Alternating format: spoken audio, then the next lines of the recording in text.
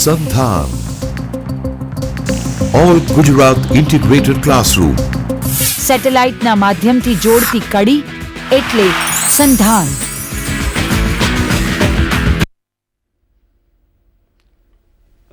બધાનું સંધાનમાં સ્વાગત છે. Myself Nisarg Bhatt. I am from Department of Physics, Sardar Patel University, Vallabh Vidyanagar, Anand. Today we will be discussing about the interpretation of a wave function in context to quantum mechanics. Before we go into the detail of this topic, let me take opportunity to discuss what were the experiments that has led to the foundation of this quantum mechanics, and based on that we can discuss that how the quantum mechanics evolves with time and their interpretation, particularly regarding the wave mechanics and wave function, that we'll be discussing. We know in the beginning of the 19th century, the most of the research work, experimental work was done pertaining to the discharge tube.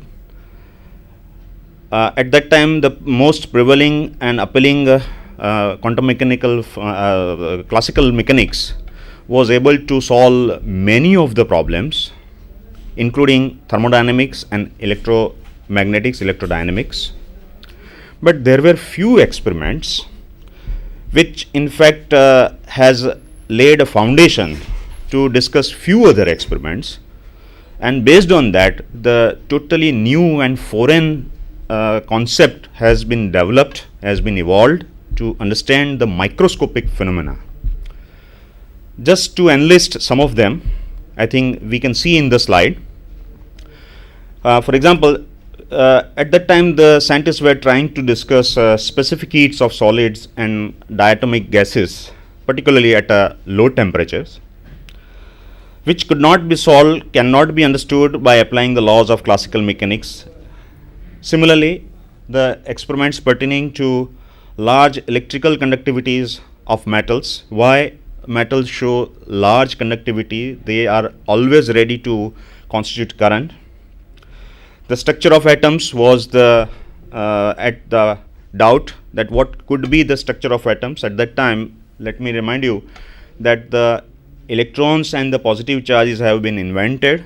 So scientists were aware of that fact that the atoms as a whole electrically neutral, but how this positive and negative charges are in fact distributed in the atoms, what is the inside structure of atom, what is the reason of their stability, all those questions in fact were unable to answered by applying the laws of classical mechanics, the Newtonian mechanics you can also say. At the same time, the radiations which are coming from say the black body when it is heated, that was also comprises of discreteness. There is something which is discontinuity in it. So such problems are in fact cannot be answered when we apply the laws of classical mechanics. Other experiments which I would like to stress upon are the photoelectric effect and the Compton effect. We know from our elementary study that the mystery of photoelectric effect was resolved by Sir Einstein by applying the laws of quantum mechanics, which was proposed by Planck in 1900, by saying that radiation or the light or the wave is not behaving as a wave when it interacts with the matter, and one has to think of the, you can say, the particle nature or the corpuscle nature of this wave. So I may say that these were the two experiments, photoelectric effect and the Compton effect, were the two experiments who has proved in fact that light is behaving like a particle. The converse, that whether the particle behaves as a wave or not, was in fact proved experimentally. Here in fact I am talking about the experiments. There were theoretical development as well, but particularly these are the experiments which have proved the new regime in the physics, in the domain of physics, like Davison Germer experiments and the Kikuchi diffraction experiment have proved that indeed the particles, microscopic particles, for example electron, protons, or any small particles, microscopic particles, they whenever are they are in some circumstances, something like when we talk about the diffraction or interference of such things, then they show the wave nature also. So what I say, that these were the few experiments who have proved the duality of the microscopic entity, that sometimes even a radiation behaves like a particle and particle may behave like a wave. According to de Broglie, who has suggested that nature loves symmetry, so there won't be any bifurcation for a nature among the particle and radiation. Radiation means waves. So this symmetry between radiation and waves has posed a lot of difficulties to the physicists, either they are experimentalists or the theoreticians. So I may say that this entire new regime of physics, in which the particle and the radiation, they are treated on a same footing, they cannot be isolated from one another. This symmetry, or you can say the duality in the microscopic particle, was the problem, was the challenge to the physicists, and they were trying to resolve this thing.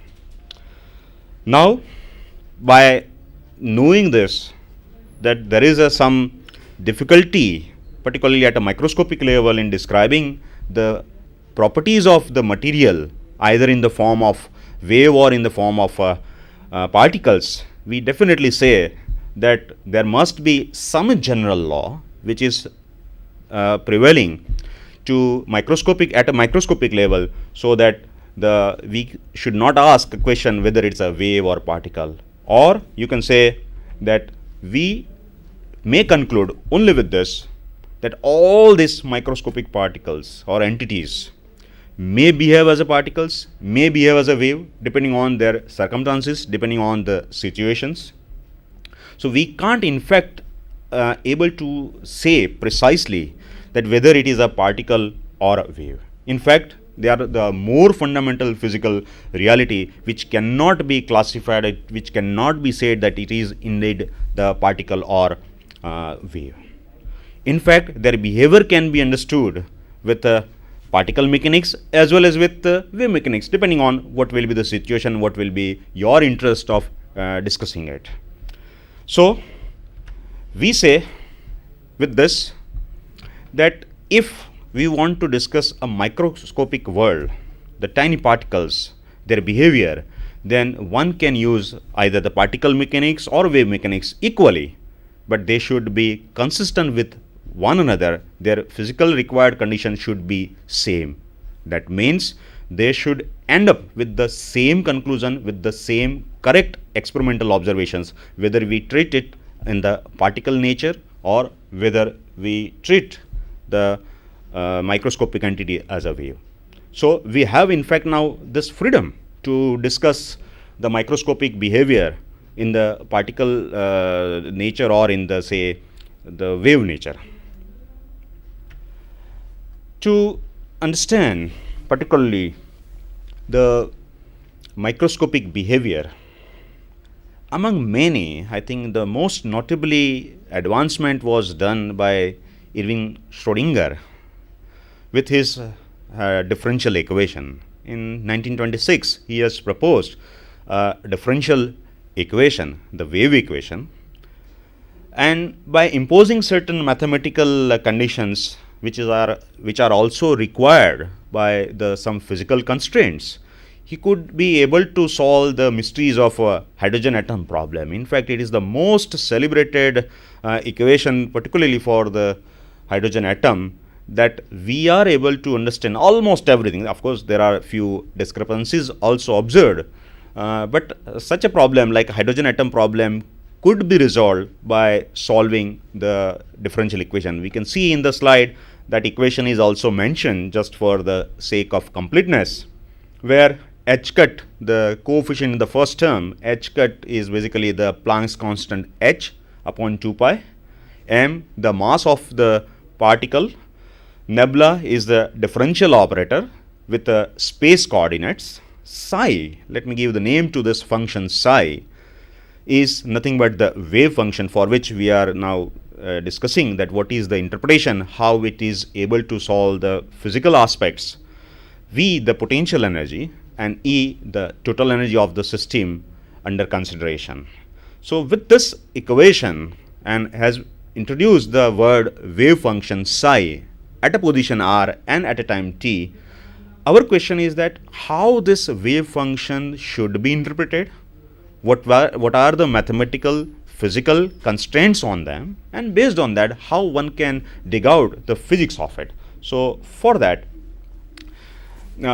we just discuss something more about this wave function.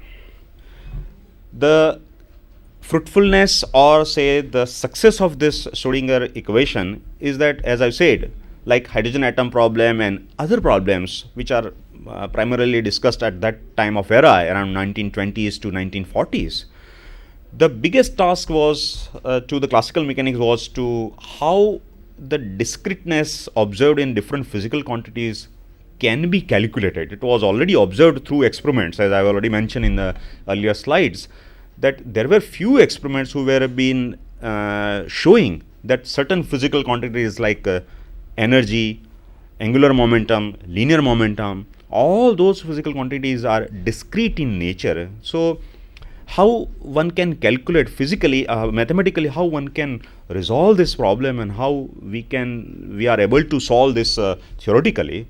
So in that regard, I must say that Erwin Schrödinger's equation was the first equation who has solved this mathematical and shown that the certain physical quantities are indeed discrete in nature, particularly when we impose certain mathematical conditions on wave functions. But during all this discussion, still the problem remains that what that wave function psi is.